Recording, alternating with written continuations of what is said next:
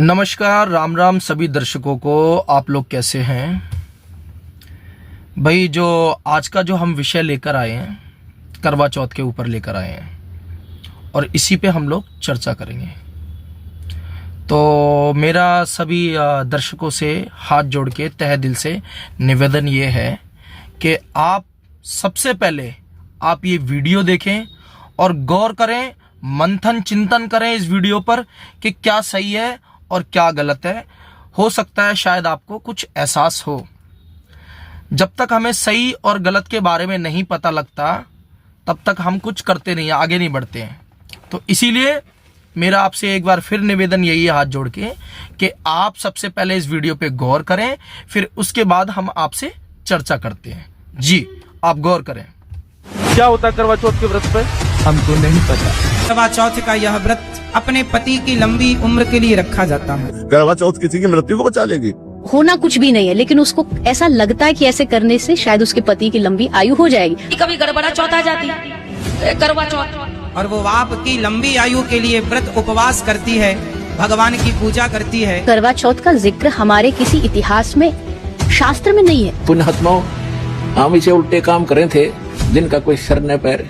और उस करवा चौथ की कहानी भी कोई कह के सुनाता है किसी अन्य को जो करवा चौथ व्रत रखती हैं बहनें। कहते हैं ये दोनों की दोनों अगले जन्म में गधी की योनि प्राप्त करेंगे। स्पष्ट लिखा है अध्याय नंबर 16 के और श्लोक नंबर 23 में कहा है कि अर्जुन, जो शास्त्र विधि को त्याग कर मनमाना आचरण करते हैं, यानी जो पवित्र सदग्रंथों में वे ऑफ वर्शिप नहीं लिखी है, साधना की विधि, और उसके आधार से जो भक्ति करते हैं उनको कोई लाभ नहीं होता। देखिएगा, यह है श्रीमद् भगवद गीता अध्याय नंबर 16, श्रीमद् भगवद गीता अध्याय 16 का श्लोक नंबर 23। जो पुरुष शास्त्र विधि को त्याग कर अपनी इच्छा से मनमाना आचरण करता है वह न तो सिद्धि को प्राप्त होता है, न परम गति को और न सुख को ही। 24वें श्लोक में 16वें अध्याय के में कहा है, इससे तेरे लिए कर्तव्य और अकर्तव्य की अवस्था में जो कर्म करने चाहिए भक्ति के, जो ना करने चाहिए, शास्त्र ही प्रमाण है। किसी की दंत कथा पर विश्वास मत करना। ऐसा जानकर शास्त्र विधि से नियत यानी शास्त्र अनुकूल कर्म करने योग्य है, कर्म ही करने योग्य हैं, यानी और कर्म नहीं करना। जो गीता में लिखा वही मंत्र जाप करना, उतनी ही क्रिया करना। तीर्थ व्रत करे जो प्राणी, तिनकी छूटत है नहीं खानी। ये 14 नौमी 12 व्रतम, जिनसे जम जोरा नहीं डरतम। कर एकादशी संजम सोई ही, करवा चौथ गदेरी होई। 8 साते करे कंदूरी, सो तो बने नीच गरसूरी। अपने आत्माओं, कितनी गजब की बात की है भगवान ने, कमाल कर रखा है कि ये 14 नौमी 12 का कोई भी किसी प्रकार का व्रत है जो ये करते हो, इससे काल के दूत नहीं डरेंगे, तुम्हारी चोटी पकड़ कर ले जाएंगे। ये साधना ठीक नहीं। करें एकादशी संजम सोई, करवा चौथ गदेरी होई। होय होय। एकादशी का व्रत रखने वाले और करवा चौथ का व्रत रखने वाली बहन बेटियां कहते हैं ये अगले जन्म में गधी की योनि में जाएंगी। अब करवा चौथ के है बता। करवा चौथ, एक बहन कहती है करवा चौथ इसलिए कि पति की आयु लंबी हो। एक कह रही थी कि मैं उसी दिन करवा चौथ का व्रत रखी हुई थी और उसी दिन मेरे पति की मृत्यु होगी। इस करवा चौथ ने कति ढाल नहीं अड़ाई। और फिर सद्भक्ति ना करने से कहते हैं अगले जन्म में फिर पशु योनियों में जाओगे। तो जैसे कि आप लोगों ने वीडियो देखी तो आप लोगों को क्या समझ में आया? प्रेमानंद जी महाराज जी ने क्या बोला और सतगुरु रामपाल जी महाराज जी ने क्या बोला, या कोई भी साधु संत गुरु सतगुरु जितने भी लोग ये बोल रहे हैं, तो क्या ये पागल है? इन्होंने भांग खा रखी है, नशा कर रखा है किसी प्रकार का, या बेवकूफ़ है, या पागल कुत्तों ने काटा है? मैं क्षमा मांगूंगा, ऐसा शब्द मेरे को प्रयोग नहीं करना चाहिए, लेकिन बोलना पड़ता है। जब इंसान नहीं मानता है तो बोलना पड़ता है ये बात। तो मैं दोबारा वही रिपीट कर रहा हूं, क्या पागल कुत्तों ने काटा इन लोगों को? भांग खा रखी है, गांजा चरस, ये नशा कर रखा है किसी प्रकार का। ये जो बोल रहे हैं ये भी तो सही बोल रहे हैं ना, गलत तो बोल नहीं है, प्रमाण दिखा रहे हैं, सब चीज खोल कर बता रहे हैं।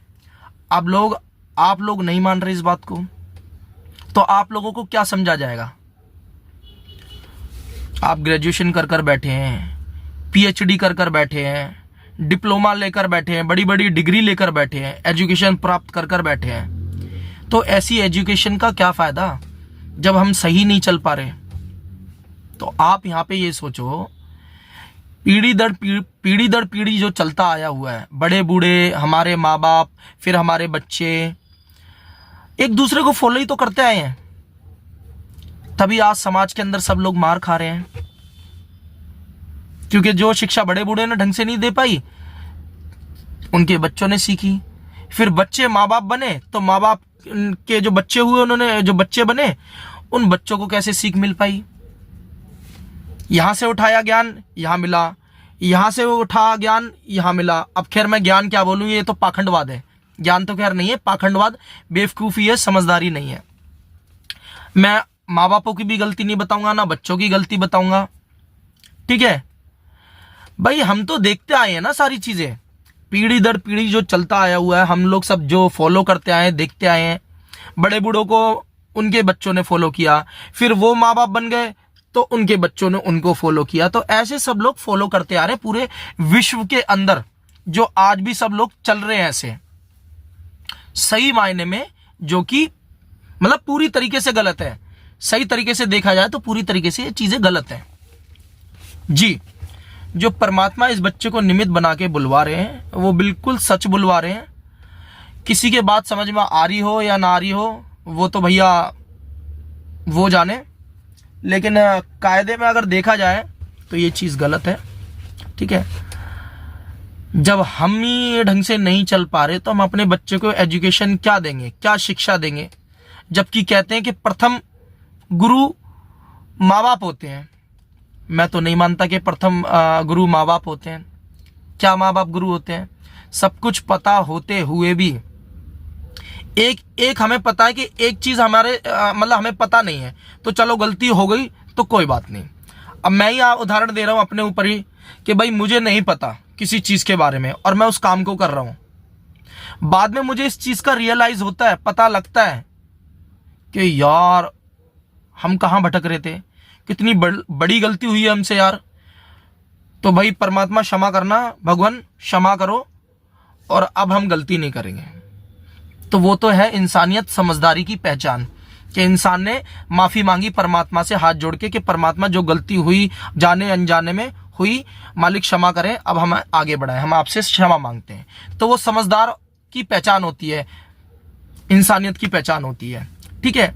और सब कुछ पता होते हुए भी इंसान गलती कर रहा है तो उसको क्या कहेंगे? समझदारी थोड़ी कहेंगे, उसको बेवकूफी कहेंगे, महामूर्खता कहेंगे, अहंकार कहेंगे, घमंड कहेंगे उसको, ठीक है? जानबूझ साची तजना कहेंगे, जानबूझ साची तजय करे झूठ से ने, और जाकी संगत हे प्रभु स्वप्न में भी ना दे। ये हमारे परमात्मा की वाणी है, गुरु की वाणी है, जो बोलते हैं वही मैं आपको रिपीट कर रहा हूं, आपके सामने रख रहा हूं वही वाणी। तो वही मैं कहना चाह रहा हूं, परमात्मा जो बुलवा रहे हैं निमित्त बना के, कि भाई ये सब पाखंडवाद है, अडंबर है, इनसे कुछ नहीं होने वाला, ठीक है? पीढ़ी दर पीढ़ी जो चलती आई वो तो सब खराब पड़े हैं, इस टाइम खराब हो गए हैं, कुछ समझ में नहीं आ रहा, सब बेड़ा गर्क हो रखा है, सबको पता है। कहते हैं कि हमें पता है घोर कलयुग आ गया है। अरे आपको पता है कि घोर कलयुग आ गया है, इतनी समझदारी आप लोगों के अंदर है कि आप ये शब्द बोल रहे हो कि घोर कलयुग आ गया है? अरे तो सबसे पहले सुधारो तो सही अपने आप को। आप अपने आप को सुधारोगे तभी तो आप संदेशा दे पाओगे लोगों को। जब खुद ही आप गलत चल रहे हो और संदेशा दे रहे हो सामने वाले को, बड़ी बड़ी बातें कर रहे हो नंबर बनाने के लिए लोगों के सामने, कि लोग हमें अच्छा समझे, ठीक है? तो बात उससे नहीं बनेगी भाई, बात उससे बनेगी नहीं। अपने कर्म और फुड़वा रहे हो आप ये बातें बोल बोल के। तो सही मायने में सही चीज को समझो, देखो और पहचानो कि ये लोग क्या कह रहे हैं, साधु संत और गुरु सतगुरु, ये बेवकूफ नहीं है, भांग नहीं खा रखी इन लोगों ने, ये समय अपना व्यर्थ नहीं कर रहे, ये पागल नहीं है, इन्हें कुछ मिल नहीं रहा।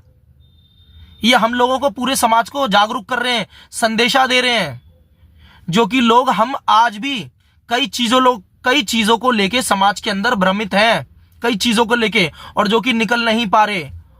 उन चीजों से हमें पूरे समाज को साधु संत गुरु सदगुरु रूबरू करवा रहे हैं, ताकि लोग हम जागें, गलत काम ना करें, ना हमसे गलत काम हो सके, हम अच्छे से चलें, सोच हमारी पॉजिटिव हो, नेगेटिव ना हो।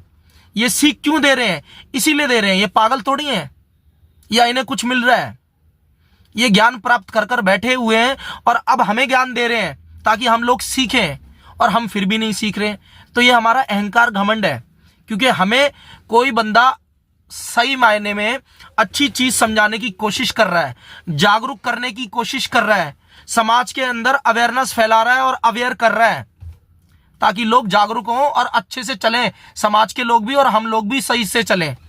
तो इसीलिए ये संदेशा लोग दे रहे हैं, साधु संत गुरु सदगुरु, ठीक है, इसीलिए दे रहे हैं, लेकिन कोई चल के नहीं दे रहा। तो वही मैं कहना चाह रहा हूं, इसी चीज को बोलेंगे मान बढ़ाई, अहंकार घमंड। क्यों?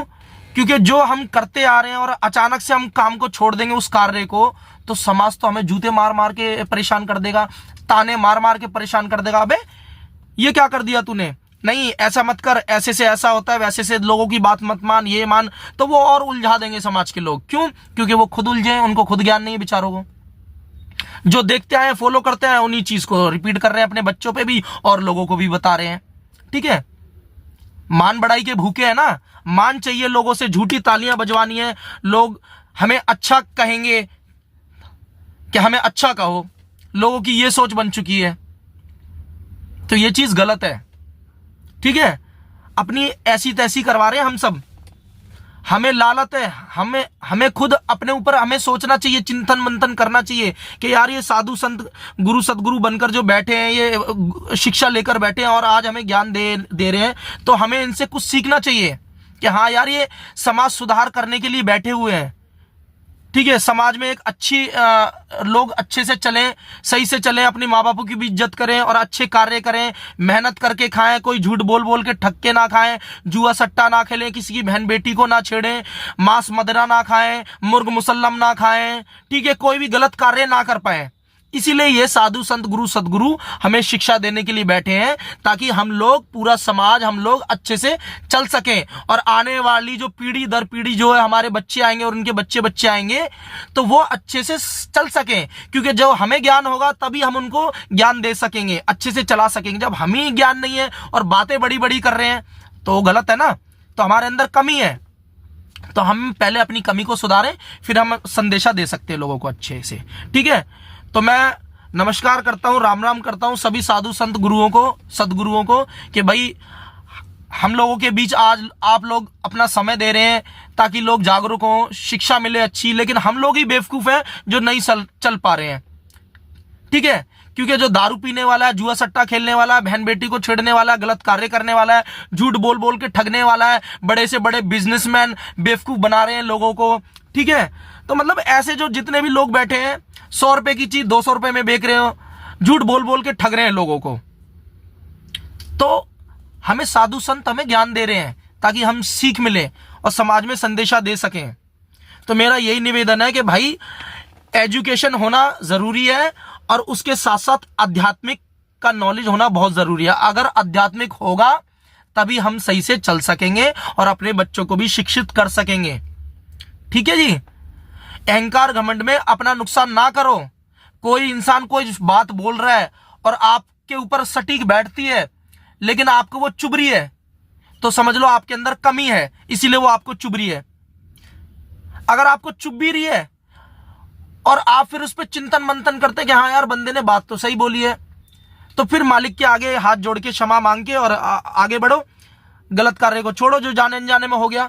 अब सही रास्ते पे बढ़ो आगे, तभी भाई परमात्मा की प्राप्ति हो सकती है। और जो शास्त्र अनुसार, मतलब भगवत गीता शास्त्र, ये भी अपने वेद जितने भी हैं, इनके अनुसार कोई भक्ति कर रहा है तो वो उसमें लाभ होगा। और जो बेफिजूल की अपनी बातें बना रखी हैं, आडंबर बना रखा है, इससे कोई लाभ नहीं है, इसमें सिर्फ नुकसान ही नुकसान है। तो मैं अपनी बात यहीं खत्म करता हूं। नमस्कार, राम राम।